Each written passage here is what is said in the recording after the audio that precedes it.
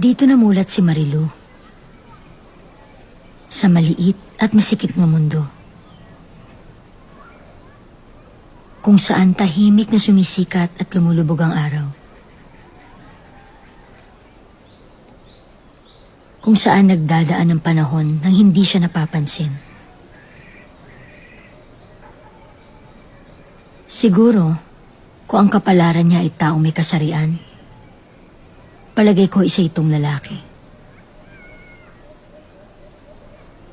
At tulad ng ibang lalaki nagdaan sa buhay niya, nagmistulan siyang walang laban at sunod-sunuran dito.